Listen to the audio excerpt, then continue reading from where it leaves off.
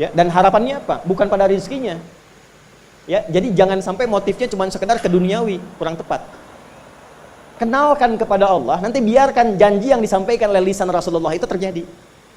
Ya, jangan pada rezekinya, ini terbatas, cuma sampai situ. Tapi kalau kita minta sama Allah, dikasih jalannya itu dari sisi yang tidak kita duga. Anda berhitung, Allah kasih hitungan. Anda tak berhitung, Allah kasih apa yang tidak pernah Anda hitung sebelumnya. Itu poinnya, untuk kenal Allah. Kalau sudah merasakan dekat, sudah nyaman, sudah enak, muncullah kemudian kesan dalam hati, terserah Allah mau kasih berapa. Yang penting sudah enak, sudah damai. Di titik itulah kemudian Allah limpahkan dari apa yang gak pernah kita duga sebelumnya.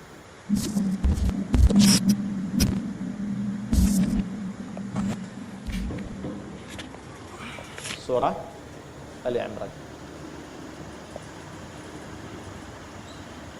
Ya, dari ayat 190 sampai ayat 200. Monggo, Pak. Monggo. Dari kanan pertengahan sampai kiri lagi ke tengah. Monggo, Bu. Sudah?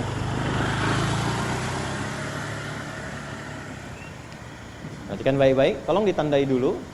Dan nanti saya jadikan ayat wajib untuk dihafal. Ceknya bulan depan. Betul, password untuk ikut masuk.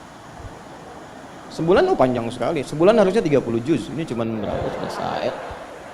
Betul. Harusnya 30 juz kan? Cuma 11 ayat. Pendek-pendek lagi. Ya. Nah, pelan-pelan. Sudah? Dari mulai inna fi khalqis samawati wal ardi, kemudian wa ikhtilafil laili wan nahari, lalu la ayatil liulil albab. Sampai ayat 200, ya ayyuhalladzina amanu sabiru wasabiru warabitu wattaqullaha la'allakum tuflihun. Sudah? Baik. Ini ayatnya mahal sekali, kajiannya mahal, fokus, dan ini akan merubah hidup kita semua. Kalau setelah kita pahami, kita amalkan. Siap ya? Yuk kita mulai. Di sini ada rumus menjalani kehidupan untuk mengenal Allah, ma'rifatullah. Makanya tema kita kan cara mengenal Allah kan? Sudah? Di sini ada rumus ma'rifatullah. Bu. Mengenal Allah. Sehingga dengan kenal Allah itu sebagai pencipta kita, kita tahu tentang esensi hidup kita. Kenapa kita diciptakan? Apa tujuannya berada di kehidupan di bumi ini? Mau kemana setelah kita hidup? Kita paham itu. Sehingga setelah itu kita bikin rencana. Ini paham esensi hidup. Setelah paham tentang esensi kehidupan kita, kita membuat visi dan rencana kehidupan. Visinya apa? Sudah? Yuk kita mulai. Inna fi khalqis samawati wal ardh. Sungguh aku tegaskan, kata Allah. Jadi terjemah yang enak tuh kalau ada ayat dibuka dengan kata inna. Inna itu kalau di gramatikal bahasa Arab itu kaidahnya begini.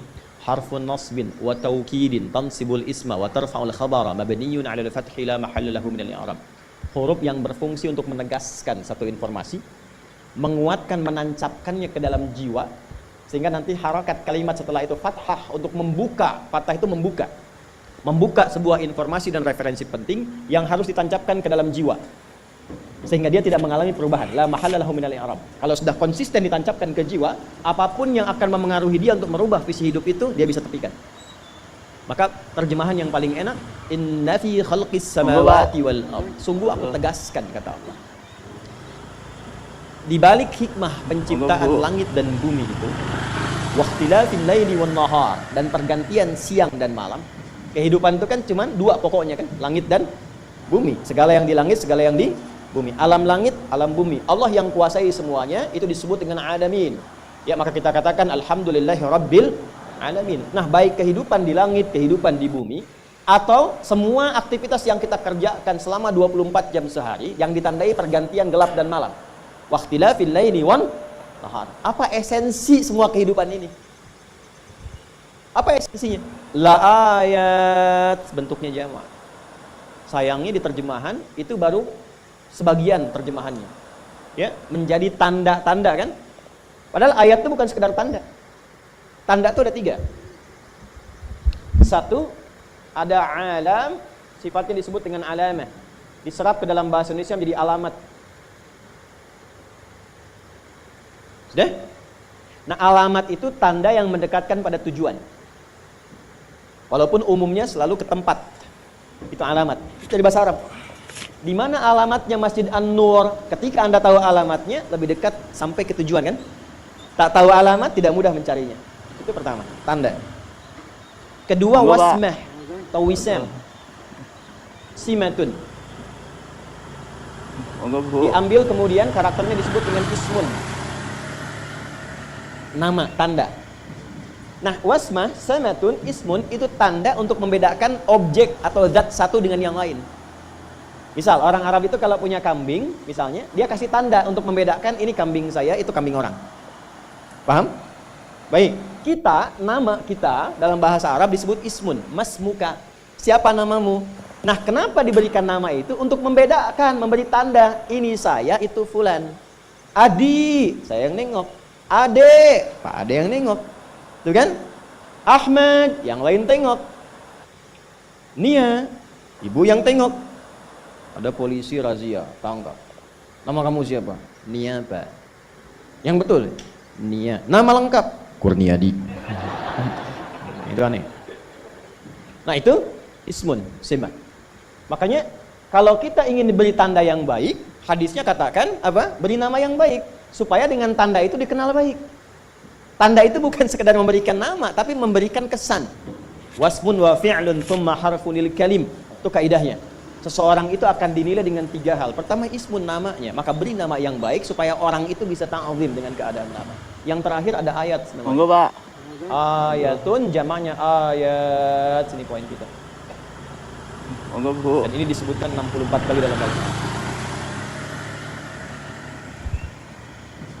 Sudah? Tidaklah ayat disebutkan kecuali tanda yang mendekatkan seorang hamba kepada Sang Pencipta. Tanda yang mengenalkan makhluk kepada Khalik. Di dalam bahasa Arab standar itu, di standar ya, apalagi kalau ada di Quran atau hadis. Tidak pernah disebut ayat kecuali menunjukkan tanda yang membuat kita kenal dan dekat dengan Sang Pencipta, dengan Allah Subhanahu wa taala.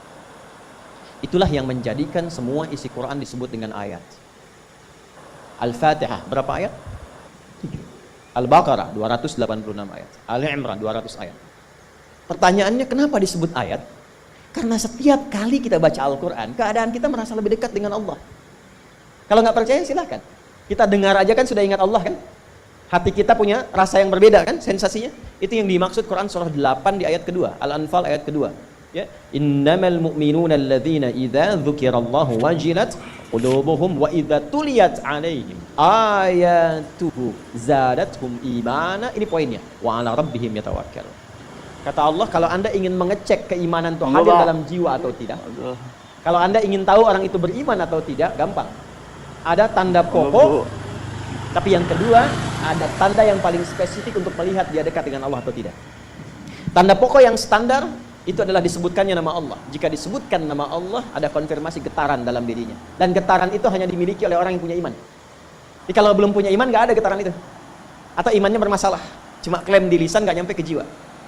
Ya, apa standarnya? Bila disebutkan nama Allah. Karena itu, diperdengarkan disebutkan nama Allah, itu 5 kali sehari di setiap pergantian waktu. Ya, subuh ganti waktu ke siang disebutkan lagi. Siang ganti ke sore disebutkan lagi. Sampai malam. Ya, karena nanti bisa terjadi, kata Nabi, yusbihu mu'mina wa yumsi kafira. Paginya ada iman, sorenya luntur. Maka diperdengarkan di telinga kita supaya kedengaran. Telinga bahasa Arabnya itu udhun, jamaknya adzan. Maka dalam adzan kalimat pertamanya disebutkan nama Allah. Allahu akbar, Allahu akbar. Kalau nggak percaya silahkan. Begitu mendengar nama itu disebutkan, bukankah ada konfirmasi getaran dalam jiwa kita? Minimal akan dikatakan sudah adzan, siap-siap. Nah, itu standar iman. Standar iman. Tadi subuh jam berapa ya? 4?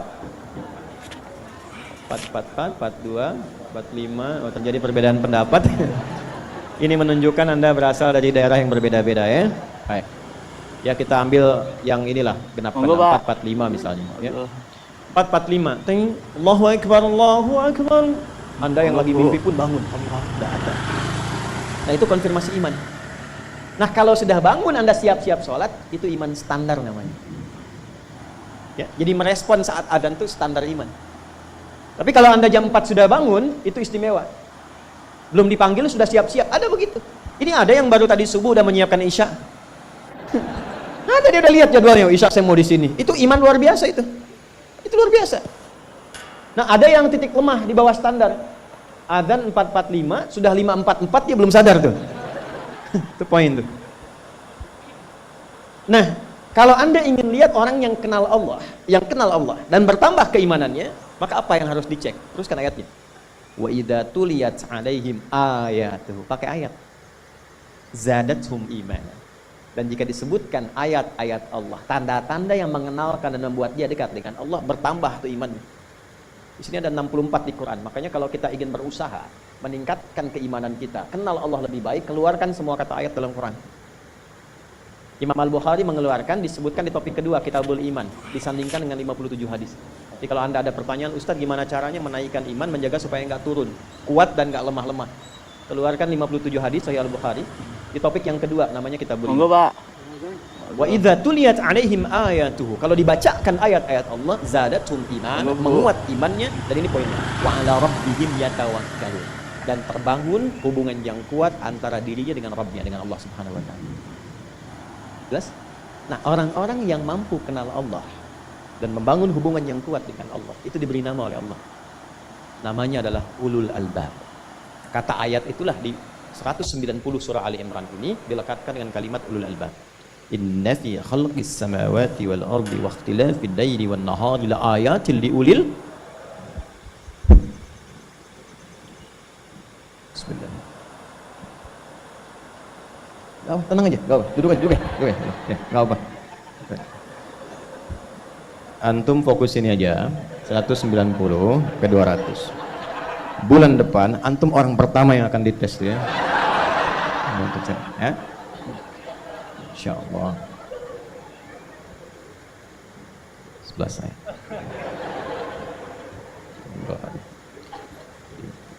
Jadi saya berusaha optimal supaya saat antum ditanya, saya nggak sempat bisa ngapus kemarin ya.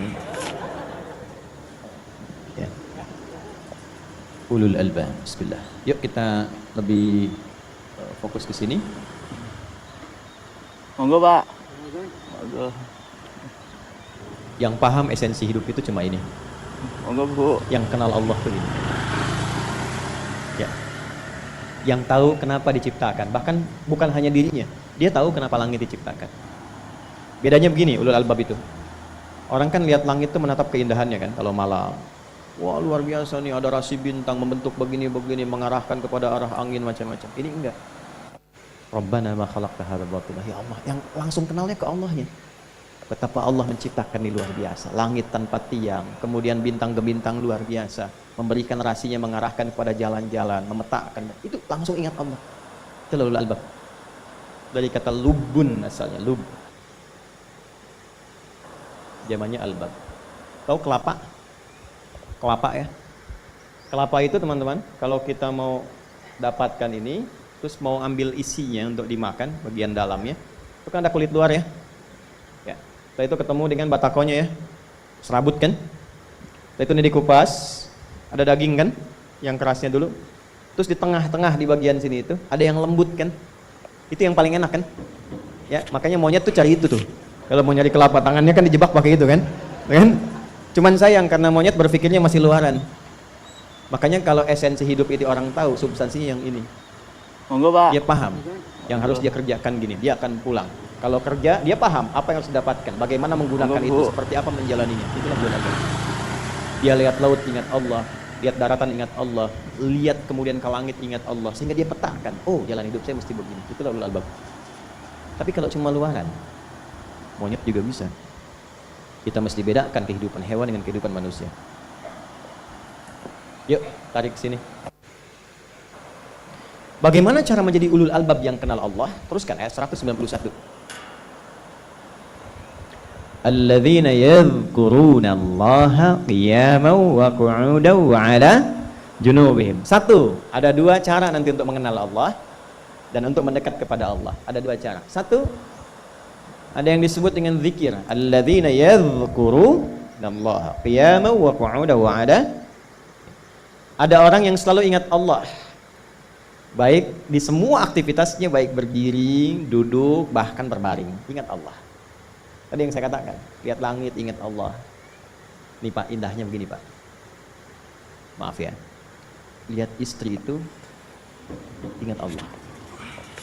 Lihat anak, ingat Allah. Ibu lihat suami, ingat Allah.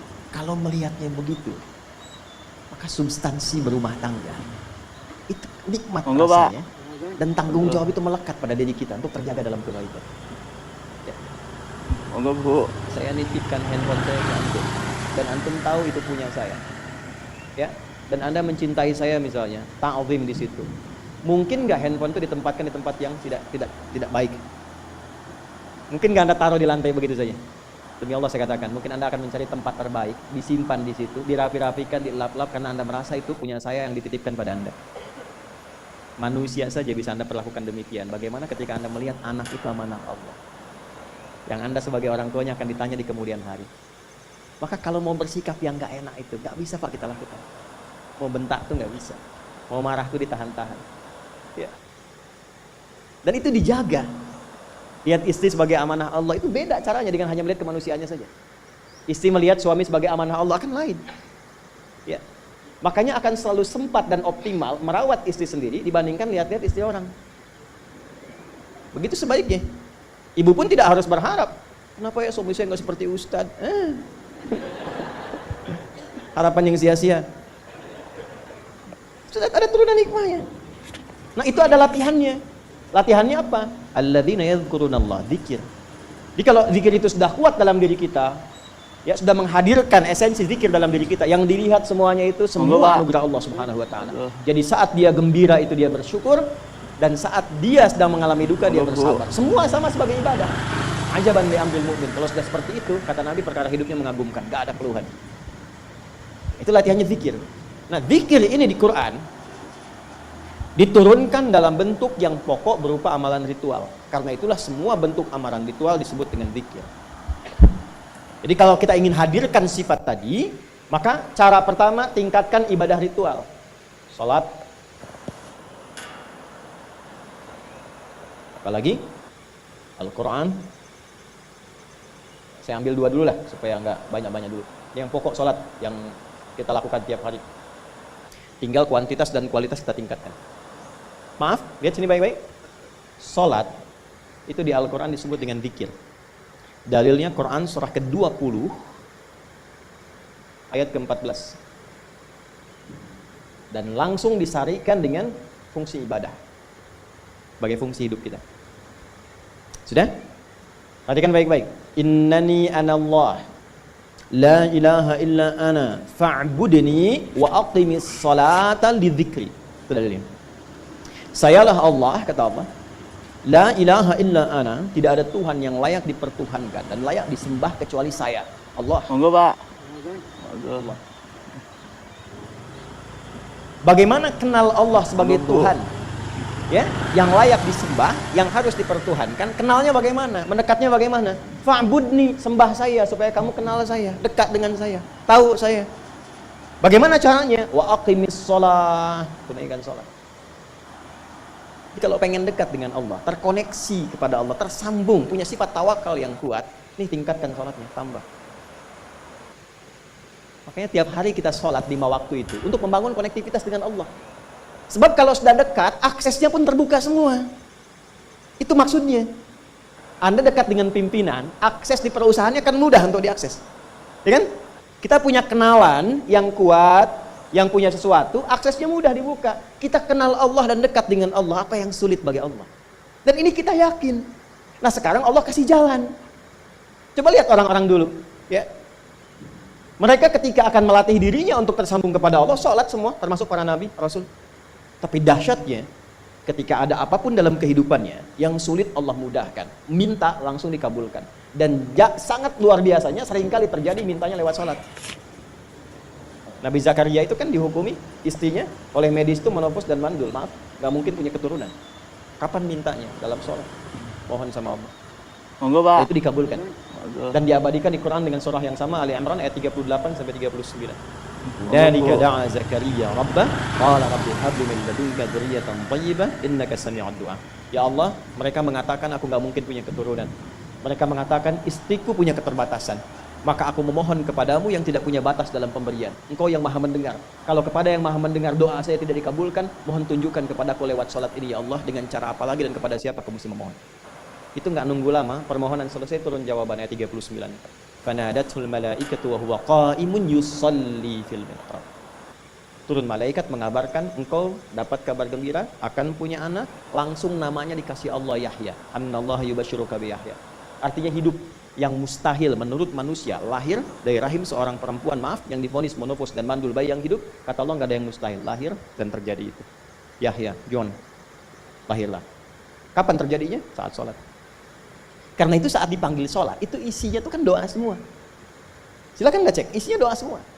Dari mulai takbir, sujud sampai salam, isinya doa semua. Itu konektivitas kita dengan Allah, minta. Kapan itu bisa terkabul dengan cepat doanya? Kapan selesai urusan kita? Kalau koneksinya bagus. Makanya disebutnya zikir, yang terhubung, yang nyambung. Semakin kenal, semakin dekat, semakin mudah. Kadang belum minta, sudah diberi. Ada yang orang belum berucap, Allah sudah berikan. Sehingga ketika menghadapi masalah yang sama, ringan. Bukan nggak punya masalah. Akan dihadapi, diringankan oleh Allah. Masalah yang sama, ini sampai ribut, adu argumentasi. Orang ini cuma senyum selesai. Betapa banyak masalah kecil diargumentasikan jadi besar, akhirnya problem. Tapi tidak sedikit masalah besar dihempaskan di atas sajadah. Ketika koneksinya dengan Allah itu kuat, tiba-tiba hilang seketika, selesai. Makanya Nabi Yakub kalau punya masalah, yang beliau lakukan apa? Dia bentangkan sajadahnya, dia sholat, dia mohon kepada Allah. Itu dilestarikan di Quran surah ke-12 Yusuf ayat ke-86. Aku tuh kalau sedang punya masalah apapun, ya aku bangun konektivitas dengan Allah. Innama ashku bathi wa huzni ilallah. Saya curhatnya cuma sama Allah. Ini Pak, ini bagian pertama. Nah, jadi kalau ingin semakin kuat, sampai ada masalah diringankan, mau kerja dibukakan pintunya, itu ada jenisnya. Yang pokok ada 5 waktu, 17 rakaat, yang detil itu ada pada sunnahnya. Dan itu hebatnya dalam Islam. Dijelaskan caranya, disebutkan tujuannya, dan diterangkan hikmahnya. Contoh, kita sekarang jam berapa? Jam 9.20. Di waktu saat ini ada waktu sholat disebut dengan sholat duha. Duha itu dibagi 3. Ada awal duha, penguat zikir, pengganti seluruh bagian zikir di tubuh kita, yang disebut dengan syuruk. Itu kurang lebih jaraknya 1 jam setelah subuh. Jadi kalau dari 4.45, ya 5.45 menjelang jam 6 itu masuk syuruk. Setelah itu masuk ke jam 8, jam 8 sampai kurang jam 10 itu pertengahan duha. Pertengahan duha. Apa fungsinya? Di antaranya mempermudah rizki. Di antaranya. Bilangannya berapa? 2 sampai 4 rakaat bisa dikerjakan. Ya, dan harapannya apa? Bukan pada rizkinya.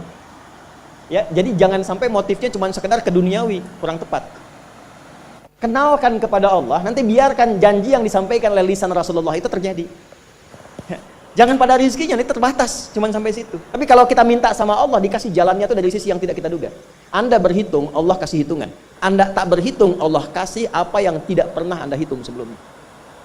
Itu poinnya. Maka lakukan sholat, dekati. Itu yang disebut sholat duha. 2 rakaat, tambah lagi 2. Untuk kenal Allah. Kalau sudah merasakan dekat, sudah nyaman, sudah enak, muncullah kemudian kesan dalam hati. Terserah Allah mau kasih berapa. Yang penting sudah enak, sudah damai. Di titik itulah kemudian Allah limpahkan dari apa yang gak pernah kita duga sebelumnya. Tiba-tiba keluar, kok ada telepon, dapat proyek, dapat macam-macam. Tapi tujuan sholatnya bukan untuk proyeknya. Buat kenal Allah, ulul albab ini. Kalau cuma pengen lancar, baru serabutnya. Kalau cuma pengen lulus proyek, itu baru daging luarnya. Ulul albab itu kenal Allahnya, sehingga dia tahu akses intinya itu. Itu poinnya. Monggo, Pak. Dan gak mahal.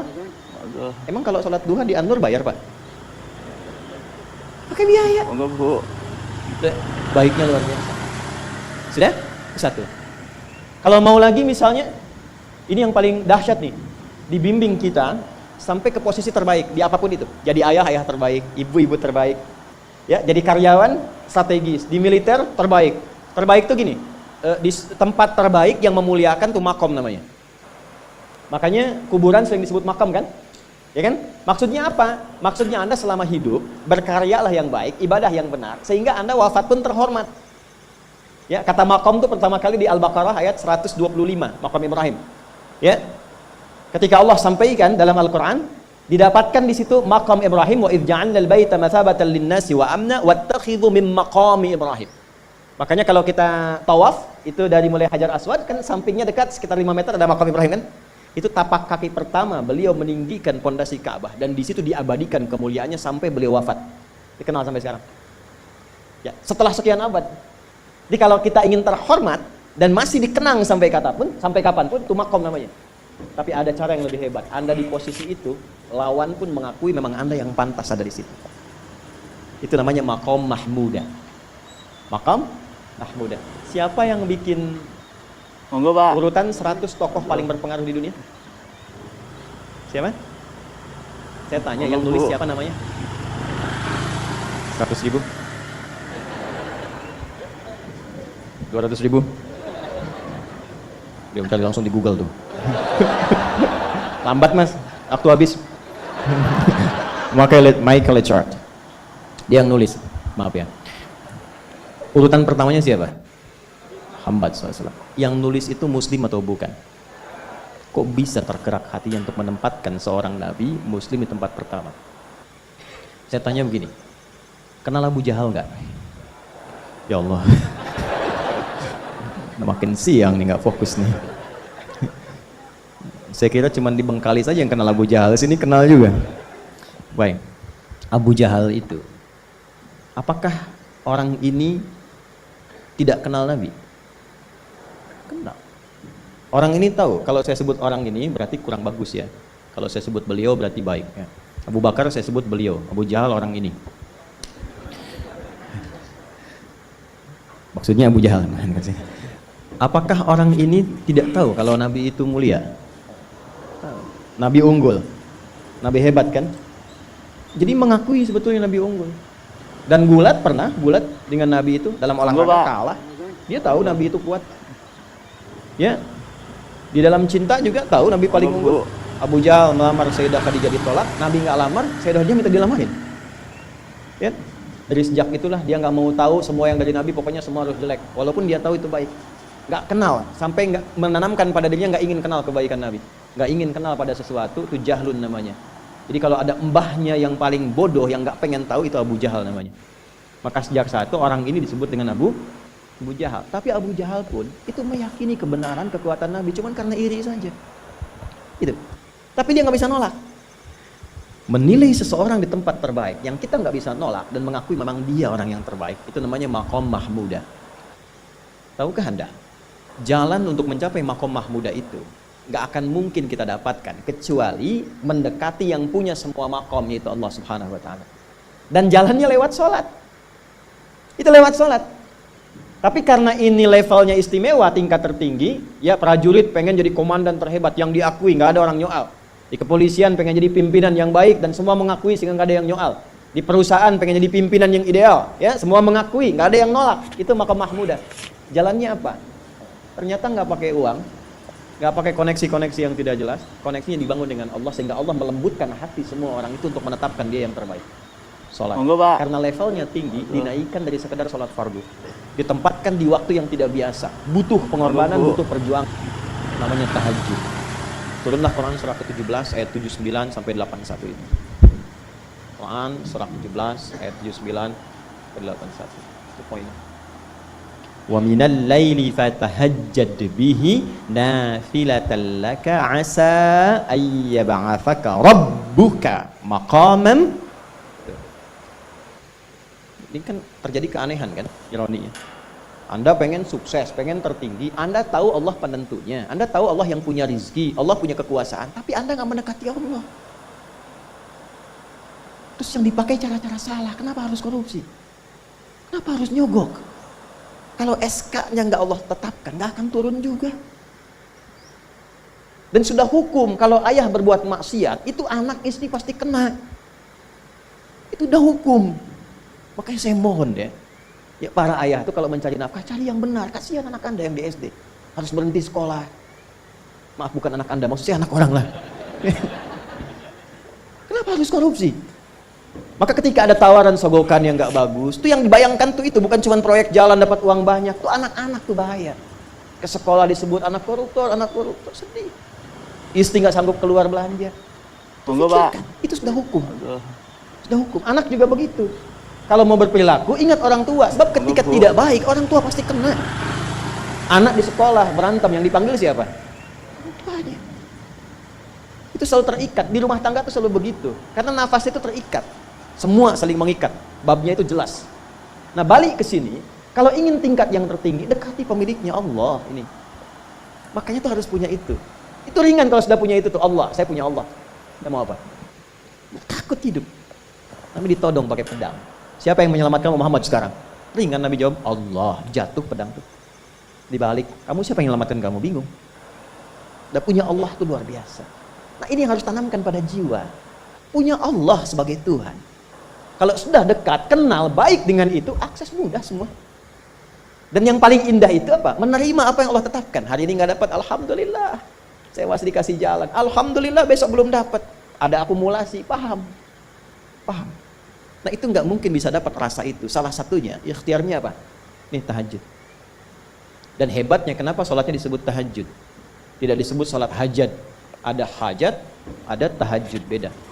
Hajatun, hajada, hajadun, ada tahajjada ya tahajud, tahajud, beda. Tahajud di situ aja. Monggo, Pak. Ini sengaja nggak saya hapus nih.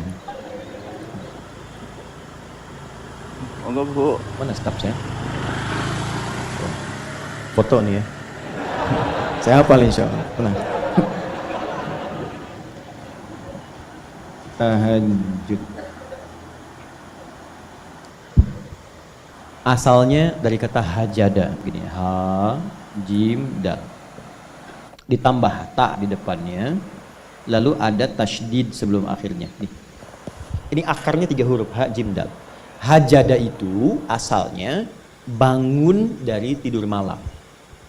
Tidur dulu, lalu bangun setelah itu. Itu hajada.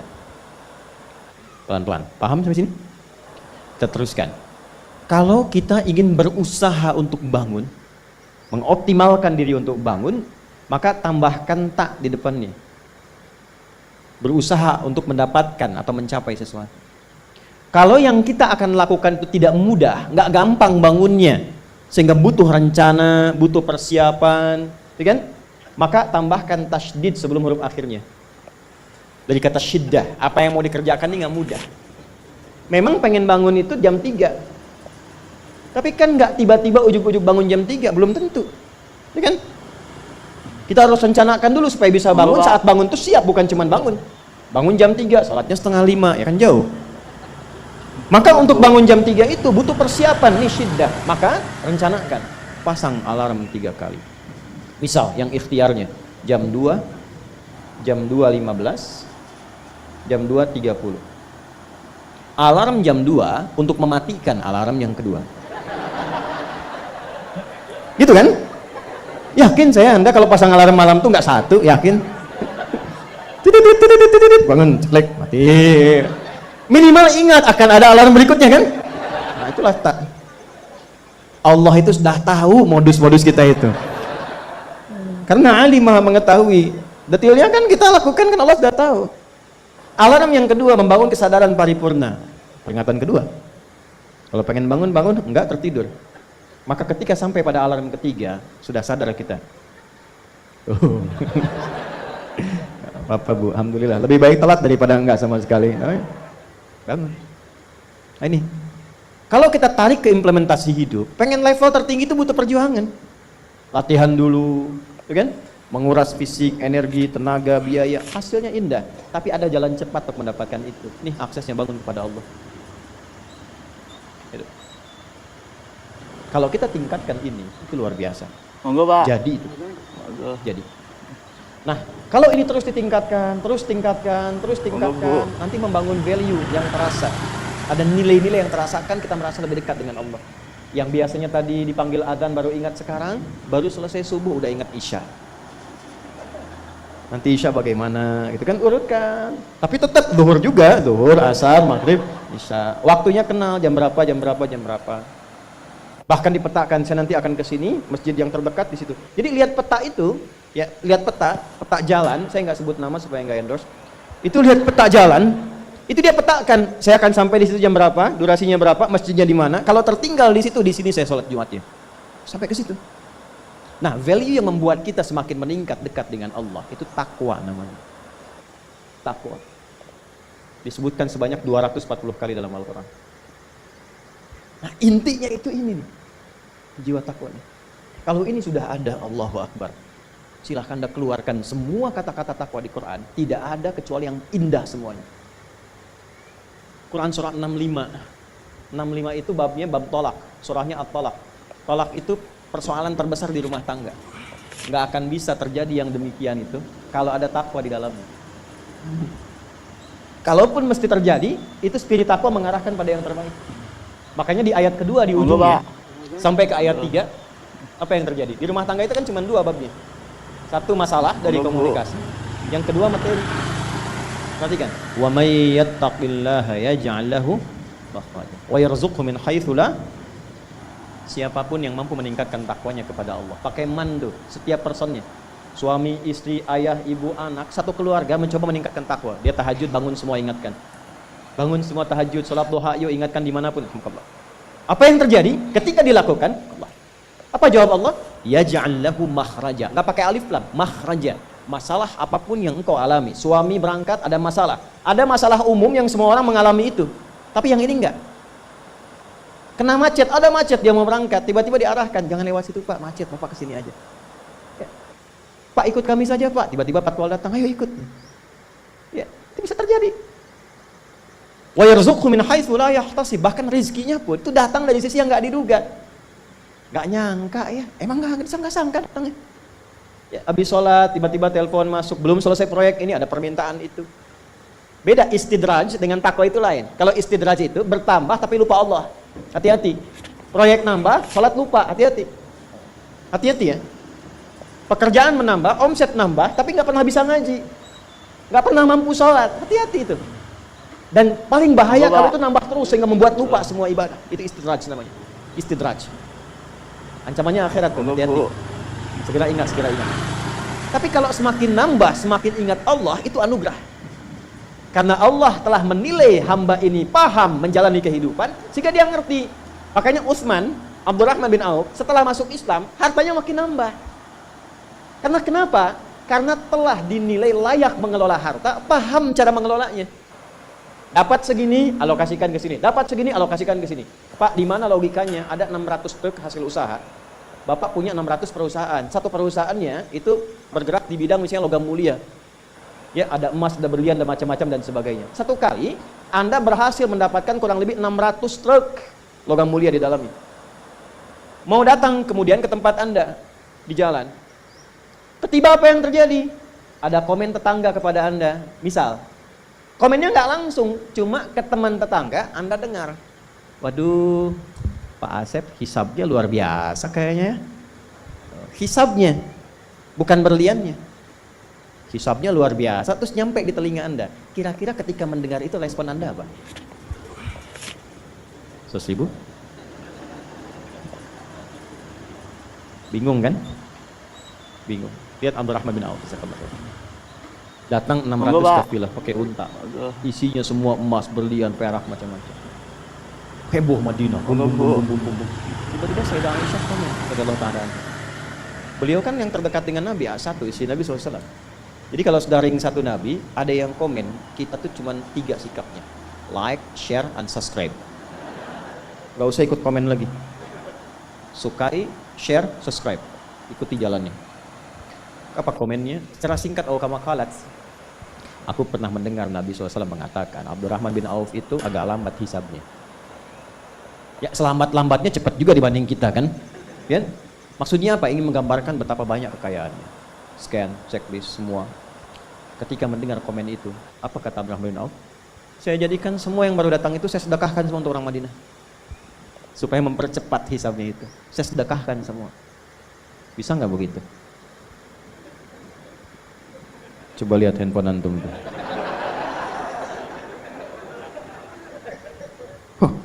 Hisabnya luar biasa nih. Buat anak yatim ya. Kasih.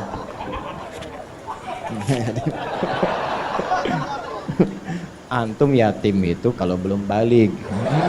Ini udah bisa nyari sendiri. Dari perjalanan yatim tuh butuh perhatian, banyak di Monggo, luar Pak. anak-anak yang masih butuh perhatian. Buat yatim ya. Mudah. Monggo, Bu. Nah, itu yang maksud saya katakan itu nggak mudah. Tapi kalau kita diberikan anugerah oleh Allah, pandai mengelola sesuatu sesuai dengan kehendak Allah, ini kasih semua. Ilmu dikasih. Ya, kalau ingin percepatan pengetahuan, teman-teman yang masih belajar di kampus dan sebagainya, saya kasih rahasia ya, dan ini saya praktekkan. Saya sejak khususnya, saya ditalakikan doa oleh ibunda kami, tapi saya optimalkan prakteknya saat di pesantren. Ini rahasia di antara kita saja ya, saya kasih tahu nih. Ini dari Quran.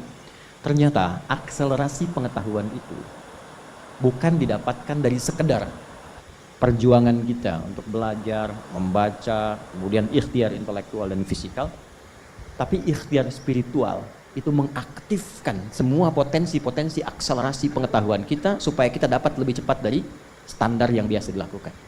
Itu ada rumusnya di Quran surah kedua Al-Baqarah di akhir ayat 282. Ibu kalau mau juga bapak untuk anak-anak cucu-cucunya boleh.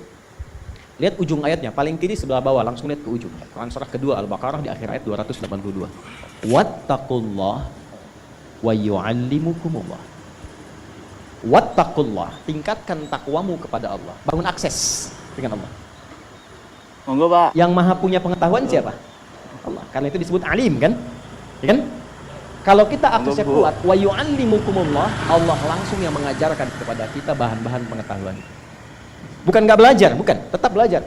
Tapi yang terjadi apa? Ketika dalam belajar itu tahajudnya meningkat, duhanya meningkat, rawatibnya meningkat, Allahu Akbar. Dan dilakukan karena Allah, bukan karena pengetahuannya. Lillah. Itu baru dengar satu kalimat, kita paham arahnya mau kemana. Dan belajar apapun cepat. Itu yang terjadi. Imam Al-Bukhari, dengan ingatan yang kuat tadi, jangan dikira itu hampa begitu saja, belajar dapat, tidak. Itu dari mulai ayah ibunya.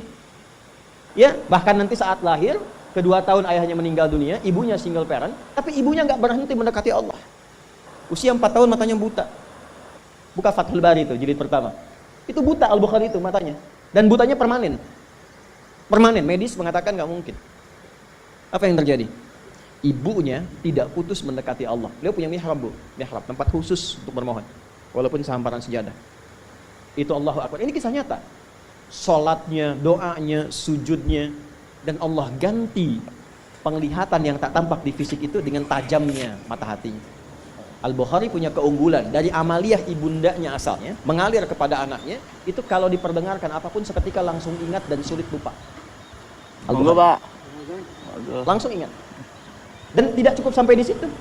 Begitu berangkat kemudian ke tempat belajar Quran pertama, usia masih kecil, belum balik, sekitar 4-5 tahun. Dituntun oleh asisten rumah tangganya, itu sampai ke tempat belajar, yang lain senior, beliau masih kecil sendiri. Gurunya membacakan surat Kahf, syekhnya. Begitu selesai, iseng nanya, man hafidh, siapa yang sudah hafal? Itu anak kecil yang tak melihat pandangannya, kata orang disebut dengan buta, dia angkat tangannya mengatakan, hafidhtu an dhahril qalbi. Saya sudah hafal, syekh, dalam kepala saya, bahkan dalam hati saya. An dhahril qalbi. Jadi hafalan yang benar itu hafal di dalam kepala. Hafal di luar kepala, belum hafal. Saya sudah hafal Ustaz di luar kepala, oh belum hafal. Hafidhtu an dhahri qalbi, dites maju, ta'ala ya bunai datang. Begitu maju ke depan, maaf, bukan sekedar hafal, tajwidnya, makhrajnya, sifat hurufnya sama persis dengan syekhnya. Maka syekhnya berkata, minal an aw kama qala tadrusul hadis. Nah, mulai sekarang engkau belajar hadis ya. Karena Quran itu Allah jamin langsung mudah dihafal, gampang sekali. Ya, Quran surah 54 ayat 17, 22, 32, 44 kali Allah sebutkan, walaqad yassarnal Qur'ana lidzikri fahal mim. Aku telah jadikan Quran mudah dihafal. Adakah di antara Anda tertantang untuk menghafalkannya? Gampang, tapi hadis gak ada. Itu saking senangnya pulang ke rumah. Digandeng oleh asistennya yang langsung dipanggil ibunya. Umi. Datang. Kata. Tadi saya dipanggil Syekh. Saya diminta begini, saya sampaikan. Oh, saya mengatakan begini, Umi. Kamu sekarang belajar hadis ya? Umi, mulai hari ini saya pengen belajar hadis. Ibunya tersentuh dalam jiwanya, tapi melihat seakan ada keterbatasan di anaknya. Beliau katakan, "Wa kama qalat ya bunayya, iktafi bil Qur'an tsumma al hadis." Atau kama qalat, "Nah, Quran dulu ya, setelah selesai baru hadis." Maksudnya supaya enggak banyak beban. Tapi anaknya pun hormat pada ibu, tapi yakin dengan perkataan gurunya. ta'zimnya. La ya ummi. Quran oke, tapi hadis pun saya akan pelajari. Uridul hadis. Maka dia meraba jalan ke tempatnya, ke kamarnya. Ibunya melihat itu, harunya muncul. Nah, ini poinnya. Dia dekati Allah, masuk ke mihrabnya. Alladzina yadhkuruna Allaha qiyaman wa qu'udan wa 'ala junubihim. Dia masuk ke mihrabnya, ibunya salat. Dalam salat itu ditumpahkan dalam sujudnya mohon kepada Allah. Untuk dibuka kembali pandangan Al-Bukhari. Nama asli Al-Bukhari itu namanya Muhammad. Bapaknya Ismail, kakeknya Ibrahim. Kakek buyutnya Al-Mughirah, yang buyutnya Al-Bardizbah. Tinggal di Kecamatan Ju'fah, Kabupaten Bukhara, Provinsi Khorasan, negaranya Uzbekistan sekarang. Karena dari Bukhara disebut Al-Bukhari. Nah, yang ingin saya katakan, nama aslinya Muhammad bin Ismail bin Ibrahim. Kalau diberi nama dengan nama orang soleh atau nama nabi, itu artinya tafaul. Tafaul itu mengharap kemuliaan, karomah, kebaikan yang melekat pada nama itu supaya bisa diteladani. Maka ibunya ketika khusyuk berdoa, selesai sholat masih doa, capek ketiduran. Dalam tidurnya itulah bermimpi dengan Nabi Ibrahim. Ini kisah nyata. Anda bisa lacak di Fathul Bari di jilid yang pertama. Kata Nabi Ibrahim disampaikan, anak Anda dapat kabar gembira akan melihat kembali. Itu Al-Bukhari saat ibunya sedang bermohon dalam sholat berdoa, ya al-basir ya alladhi ala kulli syai'in qadir a'id ba'ith basirat tabni, ya Allah yang maha menatap dengan tajam, mohon ya Allah dengan segala kuasamu kembalikan penglihatan anakku. Al-Bukhari sedang mengulang surat Qaf tadi, sehingga tibalah di ayat 21 dengan sampai ke 22-nya. Laqad kunta fi ghaflatin min hadza fakashafna 'anka ghita'aka fabasaruka al-yawma hadid. Ini ayat tentang situasi akhirat, tapi percikannya diberikan pada Al-Bukhari dalam konteks kebaikan. Laqad kunta fi ghaflatin min hadza. Dulu kamu enggak bisa melihat. Ada penghalang. Fakashafna 'anka ghita'aka, maka hari ini kami ungkap, kami singkap semua penghalangnya. Wa basaruka al-yawma hadid, maka pandanganmu sekarang akan menatap dengan tajam. Begitu sampai di ayat itu kaget, lompat, bisa lihat lagi. Ini nyata. Nyata. Begitu bisa lihat kaget, langsung keluar, kencang, lari. Didapati kamar ibunya, langsung disampaikan, Umi, laqad ra'aiti, ibu saya bisa lihat lagi sekarang. Ibunya kaget, bangun, belum percaya, mengatakan, rubbama ra'aita bil qalbik, mungkin Anda melihat dengan hatimu. La bal bi'aini. Enggak, ini mata saya bisa lihat. Monggo, Pak. Ibu aja begini, ibu pakai ini. Sekian benda kita begini. Haru berpelukan keduanya, disitulah meneliti belajar hadis sampai menuliskan Sahih Bukhari dalam kurun waktu 16 tahun. Dimulai di Mekkah di Masjidil Haram, di akhir di Masjid Nabawi sebagai hujah bertemu Rasulullah. Al-Bukhari itu udah punya visi, pengen ketemu Nabi bawa sesuatu. Sehingga punya kebanggaan, ya Rasulullah, dari kecil saya berusaha belajar hadis Anda. Saya kumpulkan itu untuk bawa bekal berjumpa dengan Anda. Itu apa yang dibawa? Ya ahli dunia. Terus kerja, terus. Ayo, terus kerja. Kumpulkan tuh harta tuh. Banyakin pakaianmu. Mewahin tuh rumah, terus. Enggak apa-apa. Apa yang mau dibawa saat pulang? Ketemu Nabi itu modalnya apa? Orang tuh udah bawa amalan, yang bawa salawat, ya. Ada yang bawa sunnah, walaupun cuma sunnah makan, tapi dia siapkan untuk kebanggaan ketemu Rasulullah. Kita apa yang mau kita siapkan? Nah, minimal rubah visi hidup itu.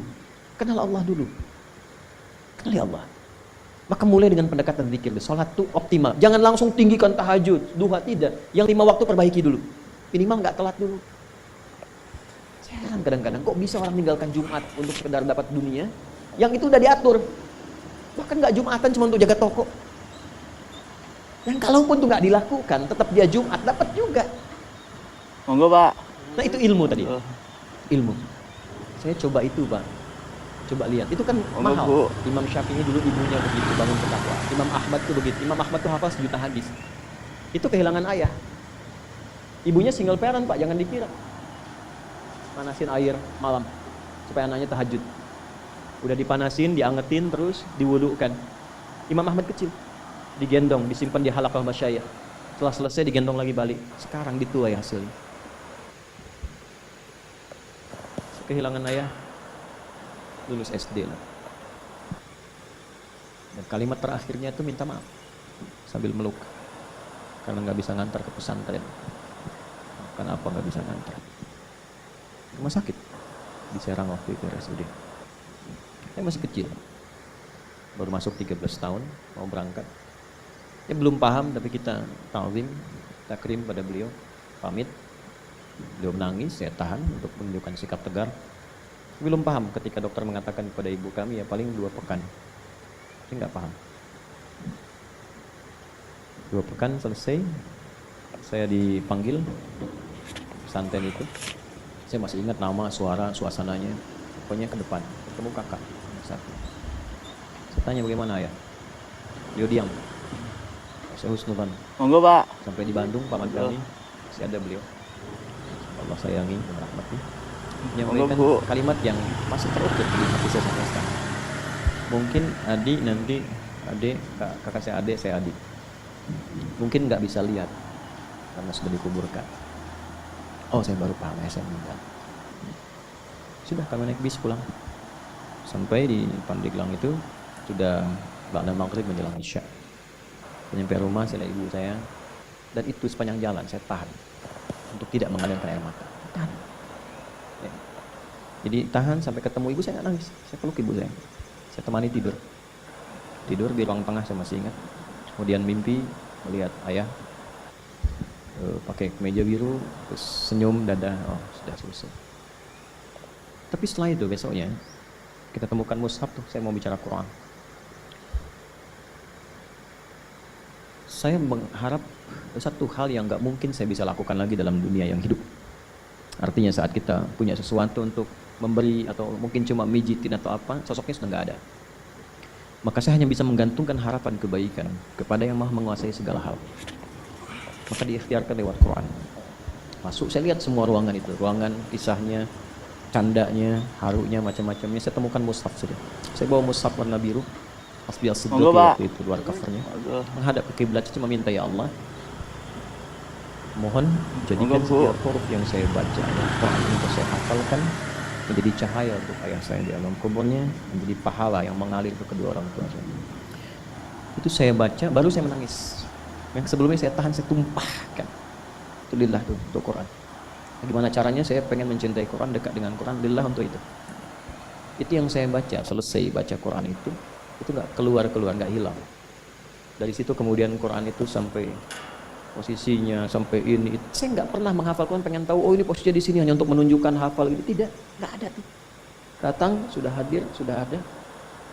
Lalu saya tirakati thariqah maksudnya, lewat syar'i itu, untuk mendekati Allah terus, lewat sholat. Pulang ke pesantren tingkatkan sholat. Nggak tinggal pokoknya rawatib, nggak tinggal tahajud, bangun malam. Jam 4 tuh biasanya kayu itu sudah dibunyikan, pembina masuk, teng setengah jam sebelum subuh sudah pada bangun semua. Saya jam 2 bangun, mandi semua, siap-siap sholat. Anda tahu apa yang terjadi? Terjadi perubahan sejak saat itu. Dari mulai suasana, keadaan, ketenangan, kedamaian, kenyamanan, dan semua aspek yang nggak pernah saya alami dan nggak saya duga sebelumnya. Bapak Ibu, kalau saya sholat nih, yang lain hari Selasa khususnya, Selasa itu waktu daging, paling enak makanan di pesantren. Monggo Pak. Hari Selasa. Yang lain biasanya telurnya kalau dadar dibagi 4, tipis-tipis, kasih kecap, kasih kerupuk. Hari Selasa istimewa karena daging, walaupun biasa. Tapi saya tetap konsisten mencoba ini. Sholat dulu, kalau belum selesai sholat sunnah, belum menikmati, nggak keluar. Yang lain begitu salam, selesai, kultum, langsung rame. Berangkat ke rumah makan. Santri, oh dunia santri itu menyenangkan. Pesantren itu luar biasa lah kesannya. Saya bertahan sholat. Begitu nengok, sudah selesai, tenang zikir. Tinggal berapa orang berangkat, kita bawa mangkok, bawa piring ke rumah makan. Alhamdulillah sepi. Alhamdulillah sepi. Habis Pak. Tapi kisahnya to be continue kan, belum selesai. Cep Adi katanya, aduh, kayak sekedapnya antosan, emak candakeun. Cep Adi, tunggu sebentar, nanti emak bawakan katanya. Emak dapur, itu dibawa piring saya berangkat ke dapur, dapatnya 2. Gitu. Saya dekati yang punya, dan selalu terjadi begitu. Allah lembutkan hati orang-orang itu, datang. Problem muncul, ujian olahraga. Waktu diuji, ayah meninggal, saya nggak ikut. Yang lain 8 tuh paling tinggi, saya dapat 6. Nama gurunya karena baik, Pak Gumbira namanya. Senang terus orangnya. Enggak, itu saya betul-betul namanya. Saya dipanggil terpisah. Itu baiknya luar biasa. Nah, Bapak minta maaf. Ini terpaksa karena Anda nggak ikut ujian. Bapak kasih 6. Yang lain 8, 7. Saya bilang nggak apa-apa, saya juga minta maaf. Saya nggak bisa ikut ujian karena ayah saya meninggal kemarin. Meninggal. Bapak turut berduka cita. Demi duka cita Bapak naikkan 6 jadi 8. Dapat juga 8. Alhamdulillah. Nggak perlu lari 8 Pak. Ini berkah. Ini kita dekati yang punya. Kayak sekarang begitu. Pokoknya saya nggak peduli Pak, saya berangkat dakwah apa dan sebagainya. Itu dakwah, tadinya nyewa ruko, kantor sudah jadi macam-macam, kita wakafin. Ya, ada kendaraan wakaf. Ini kamera itu wakaf tuh. Nanti saya meninggal ada yang teruskan. Ya, wakaf, pesantren wakaf semua, dari mulai tanahnya sampai gedung bangunan. Itu kami wakafkan semua. Karena apa? Tujuan saya berdakwah bukan mengumpulkan itu. Ini gantian, ini cuma dipakai aja. Ini sementara yang saya pakai itu cuma kitab, baju beberapa. Selesai gantian, hasil lagi. Hidupnya enak, hasilnya apa? Sampai sekarang itu nggak pernah beli.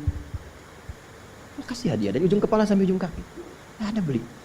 Saya pernah mencoba ingin beli, begitu mau bayar dibayarin lagi. Akhirnya saya lakukan dengan pakai masker, jalan nggak boleh ada orang tahu, supaya saya tahu caranya beli itu gimana.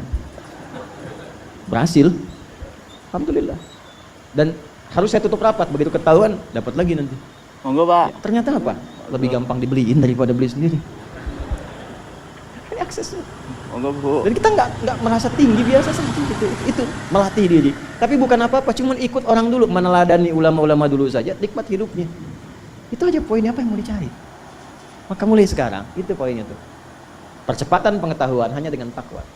Saya kalau mau ujian, teman-teman itu ke kelas, saya ke masjid. Silakan tanya sama teman-teman seangkatan saya pasti ke masjid. Apa yang terjadi? Ya kita lihat, cuma ini yang jangan ditiru. Saya itu dulu jarang menulis. Ya. Sekarang malah senang nulis. Karena apa? Ada merasakan dari ibu, doa ibu. Jadi ingatan yang cukup nyaman dengan ingatan itu. Jadi kalau ada sesuatu yang baik berkesan itu saya nggak lupa. Biasanya Allah berikan kejagaan di situ. Contoh dulu ada sidul anak sekolahan kan? SDAS itu sidul anak sekolahan.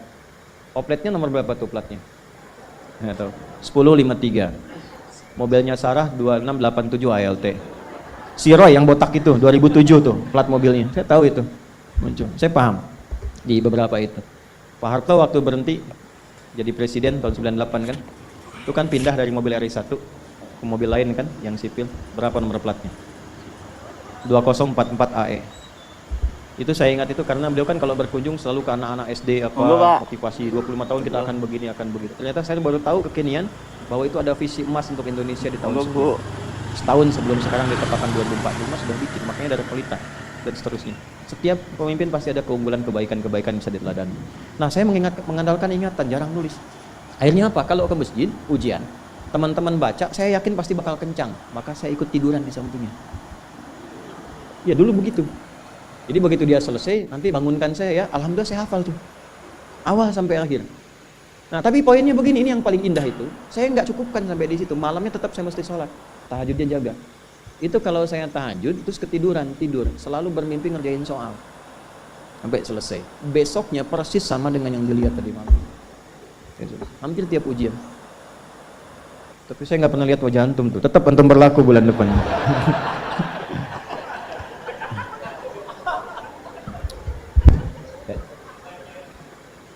Udah ya?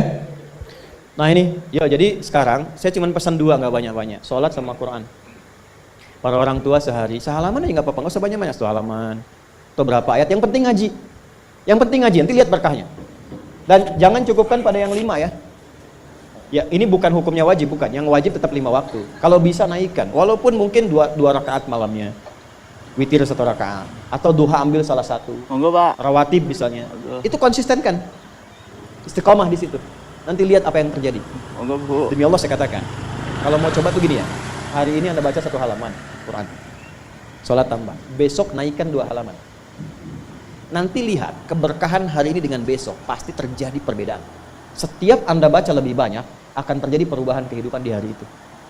Gak percaya silahkan. Karena yang jamin langsung pencipta kita. Begitu kita dekati Quran, kehidupan akan berbeda. Begitu konsisten sholat, akses dibuka. Nah kalau ini sudah dilakukan dengan baik, muncullah jalan yang kedua. Jalan inilah yang diberikan tandanya lewat surat An-Naba. Ini baru kita nyambung ke An-Naba setelah 2 jam. Apa itu? Yang pertama itu jalan zikir, alladzina yadhkuru tadzakur. Yang kedua jalan tafakkur, wa yatafakkaruna fi khalqis samawati wal ardh. Rabbana ma khalaqta hadza batila subhanaka faqina adzabannar. Yang pertama tadzakur dengan zikir, bentuknya amaran ritual. Yang kedua tafakkur. menjadikan semua objek kegiatan lillah wa yatafakkaruna fi khalqis samawati wal ardh. Kalau zikirnya sudah mantap, maka dampaknya ada ke fikir. Karena fikirannya akan dibimbing oleh jiwanya. Maka dia merencanakan semua kegiatannya bukan hanya untuk difikirkan, tapi juga dizikirkan, diniatkan untuk mendapat ridha Allah, untuk melancarkan visi hidupnya sampai pulang. Makanya kalau Anda baca sampai ayat 200, itu lengkap sekali. Jangan cuma dunia, nanti ke akhirat bagaimana, dihisab bagaimana, ini ada ancaman neraka kalau nggak siap bekal. Teruskan coba ayatnya. Ya wa yatafakkaruna fi khalqis samawati wal ardi rabbana ma khalaqta hadza batila subhanaka faqina rabbana innaka man tudkhilin nar faqad akhzaita wa ma lidh dhalimin min. Ini yang nggak punya visi hidup, yang hidupnya bukan tadzakur, bukan tafakkur. Silahkan kata Allah, tapi innaka mayyit, kamu akan meninggal. Silahkan kumpulin harta, naikin jabatan, nyogok, suap, silahkan aja pilihan. Tapi Anda terancam pulang dalam keadaan hina. Innaka man tudkhilin nar faqad akhzaita. Makanya kita bertekad, ya Allah bimbing hamba supaya pulang nggak hina. Gak mau hamba dihinakan di hari kiamat. Sekarang kita salah, yang lihat 1-2 orang atau bisa disembunyikan. Di hari kiamat diungkap, semuka langit dan bumi tahu siapa Anda. Saya ini masih banyak aibnya, cuma Allah tutup. Tapi di akhirat tuh semua kalau nggak kita tutupi sekarang dengan Allah, dibuka. Maka selesaikan semuanya. Setelah itu apa? Rabbana innana sami'na munadiyan yunadil imani an aminu bi rabbikum fa'amanna. Itu berzikir. Ya Allah kami sadar, selama ini kami berusaha, bekerja, beraktivitas, belajar, ada yang salah arahnya. Kami cukupkan untuk dunia saja, padahal kami sadar setelah dunia ini masuk ke alam kubur, setelah alam kubur dah hisab. Cuma 2 akhirnya, surga atau neraka. Saya sadar ya Allah, saya akan ubah visi hidup saya. Mulai hari ini, saya siapkan aktivitas kehidupan saya bukan cuma untuk dunia, tapi visinya sampai akhirat. Di mana Allah ridha. Pekerjaannya tetap. Anda tetap di kantor juga, yang di militer-militer, di kepolisian-polisian, yang kerja, yang bertani. Cuma visi hidupnya apa? Sudah sampai akhirat. Gimana caranya kerja, tidak menyakiti orang, tidak menipu, tidak menyogok, sholat masih terjaga, baca Quran masih bisa dilakukan. Toh meninggal juga. Kalau Allah berikan, saya tata. Dapat harta, belajar fikih harta. Belajar. Sehingga tahu mengelolanya. Oh ini untuk keluarga, Quran surah 4 ayat 34. Oh ini yang zakat, Quran surah 9 ayat ke-60. Ini yang infak, Quran surah kedua ayat 215. Ini yang umum, Quran surah kedua ayat 261. Keluar semua. Sehingga saat mendapatkan harta itu sudah paham kemana ditempatkan. Saat hisab ditanya, dari mana didapatkan, kemana kamu keluarkan? Jawabnya ringan. Ya Allah, Engkau yang maha mengetahui. Aku dapatkan dengan seperti ini, aku keluarkan sesuai dengan perintahmu. Dibuka filenya, tampakkan, CCTV dibuka, keluar. Benar. Checklist, ping. Udah, cepat masuk surga. Ya Allah, Engkau maha tahu. Dari mana aku dapatkan? Kemana aku keluarkan? Buka filenya, keluar. Salah. Neraka. Hidup coba begitu. An aminu bi rabbikum. Selama di dunia disuruh fa'amanna. Kita sadar ada yang salah. Rabbana faghfir lana dzunubana wa kaffir 'anna sayyi'atina wa tawaffana ma'al abrar. Rabbana wa atina ma wa'adtana 'ala rusulika wa la tukhzina yawmal innaka la tukhliful. Sampai sini aja itu udah visi hidup. Ya Allah, kemarin banyak yang salah, saya mau tata lagi. Ibu merawat anak karena cinta anak atau karena Allah? Masa? Coba lihat anaknya yang perempuan pakai jilbab tidak, sekolahnya di mana, sholatnya bagaimana, Qurannya bagaimana. Supaya ringan hisabnya Bu, saat pulang. Pak juga ya. Ini koreksi, setelah itu ingat, baru kita punya harapan. Ingin sekomplek di surga dengan para rasulmu ya Allah. Tuh. Ya, tadi kan rusulika wala tukhzina yaumal qiyamah. Kami pengen sekomplek seperti yang kau janjikan. Maka diturunkanlah caranya. Di situ ada Quran surah keempat ayat 69. Ya kan? Wa may yuti'illaha wa rasul fa ulaika ma'al ladzina an'ama Allahu 'alaihim minan nabiyyina was-siddiqina wasyuhada'i was-shalihin wa hasuna ulaika rafiqa. Siapa yang pengen sekomplek dengan semua nabi yang pernah bertugas di bumi, maka taati Allah dan Rasulnya. Jadi 3 golongan selain nabi. Siddiqun, orang yang membenarkan tuntunan kemudian dia kerjakan. Syuhada, orang yang berjuang hidupnya untuk menaati Allah lalu wafat. Salihin, jadi orang soleh, yang penting jaga konsisten dalam kebaikan. Nah kalau itu sudah dapat, kemanapun Anda beraktivitas ingat Allah. Itu yang dimaksud alam naj'alil arda mihada wal jibala wa khalaqnakum wa ja'alna naumakum wa ja'alna al-laila wa ja'alna an-nahara wa banayna fawqakum sab'an. Perhatikan baik-baik, itu runtut semua. Jadi Anda yang kembali riset, lihat gunung, yang di geologi, yang ditambang, yang apa, ingat Allah. Sehingga nggak mungkin nambang sembarangan. Kan? Kemudian apalagi yang bekerja siang malam, siangnya bekerja ingat Allah. Rebahan berbaring